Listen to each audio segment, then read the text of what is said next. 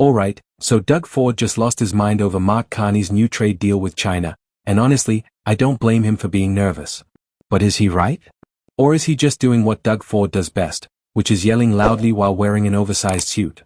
Let's dive into this absolute mess of a trade agreement and figure out if Canada just made a brilliant strategic move or if we're about to drive our auto industry straight off a cliff. Buckle up, because this is going to get spicy. So here's what went down. Mark Carney, our brand new Prime Minister, just got back from his little field trip to China, and he came home with a shiny new trade deal. The agreement lets up to 49,000 Chinese electric vehicles into Canada at a reduced tariff rate. In exchange, China pinky swears to lower their taxes on Canadian canola and other agricultural products. Sounds reasonable, right? Well, not if you ask Doug Ford, who immediately had what I can only describe as a full-blown meltdown. Ford went on record saying this deal is going to destroy Canada's auto industry and, wait for it, threatens our national security. He dropped this absolutely wild metaphor about a camel getting its head in a tent, which I guess means once you let a few Chinese EVs in, suddenly your entire garage is full of them? I don't know, the metaphor kind of falls apart when you think about it too hard. But here's where it gets even better. Ford then suggested that Donald Trump, yes that Donald Trump, wouldn't want Chinese spy vehicles crossing the border. Because apparently every BYD electric sedan is basically a rolling surveillance device just waiting to report your Tim Hortons order back to Beijing. I mean, I love a good conspiracy theory as much as the next person, but this is reaching Bond villain levels of paranoia. Now before we dismiss Ford entirely as just being, well, Ford, we need to understand why he's so worked up about this. Ontario is home to Canada's automotive heartland. We're talking thousands of jobs and manufacturing, assembly plants that have been around for generations, and an entire economic ecosystem built around making cars. When you're the Premier of Ontario, the auto sector isn't just important, it's basically your entire personality. So when someone announces a deal that could potentially flood the market with cheaper Chinese electric vehicles, yeah, you're going to freak out a little bit. But hold on, because this is where things get interesting. Charlotte Yates, who runs the Automotive Policy Research Centre and knows way more about this stuff than either Ford or probably most of us combined, had some fascinating things to say. She told the Walrus that she wasn't shocked Carney came back from China with a deal. What surprised her was what was actually in the deal. She pointed out that Carney was clearly looking to make some trade-offs, and honestly, Canada didn't have a ton of options on the table. Translation? We kind of needed this deal, even if it's not perfect. Let's zoom out for a second and talk about why Canada was even in this position in the first place. Our relationship with China has been, let's say, complicated.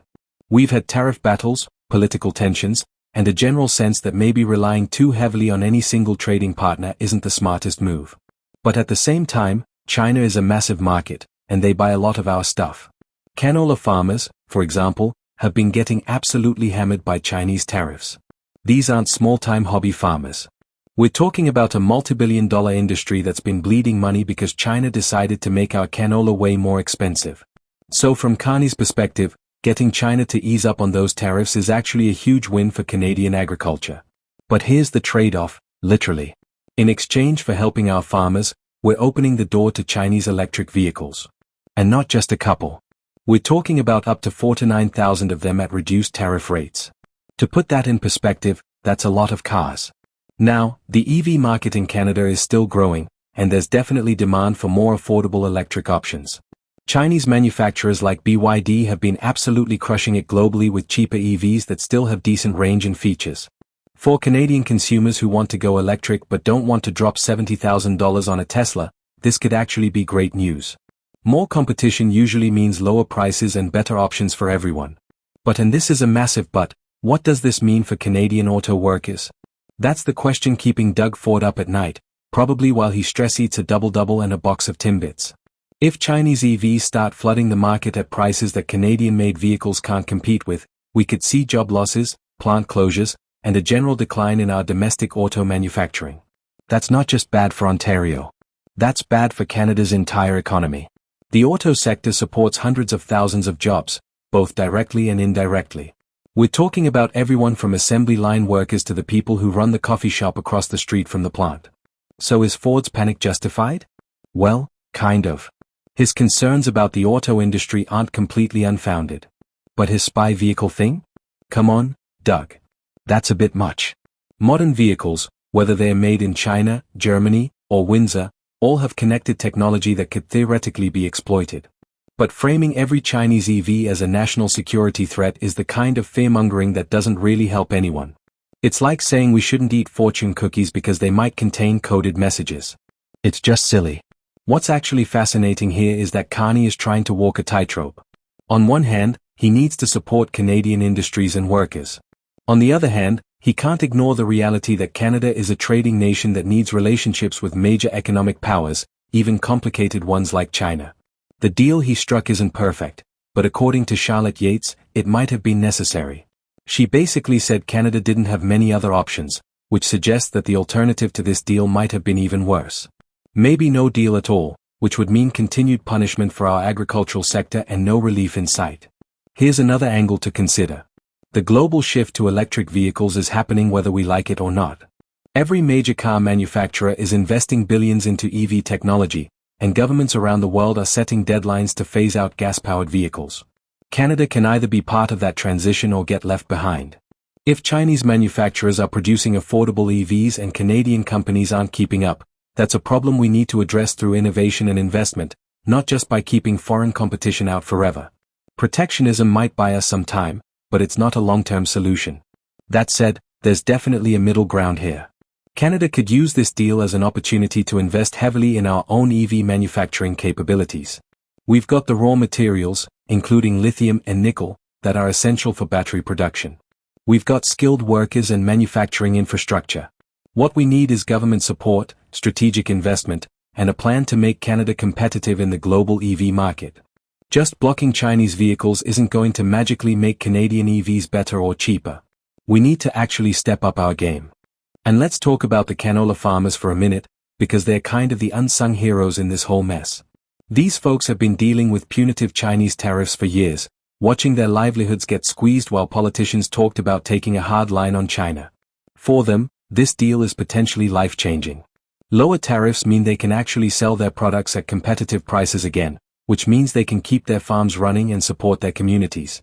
It's easy to focus on the auto sector because it's flashy and employs a ton of people in vote-rich Ontario, but Canadian agriculture matters too. A lot. So where does that leave us? Is this deal a disaster or a necessity? Honestly, it's probably a bit of both. It's a necessity because Canada needed to do something to help our farmers and maintain some kind of productive relationship with China. It's potentially disastrous if we don't have a plan to protect and invest in our auto sector at the same time. Carney made a calculated gamble, and only time will tell if it pays off. What we do know is that screaming about spy vehicles and invading camels probably isn't the most productive response. Doug Ford is right to be concerned about Ontario's auto workers. That's his job. But he's also playing politics, trying to position himself as the defender of Canadian industry while taking shots at the federal government.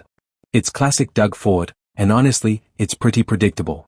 What would be more helpful is if provincial and federal leaders actually work together to develop a comprehensive strategy for Canada's automotive future.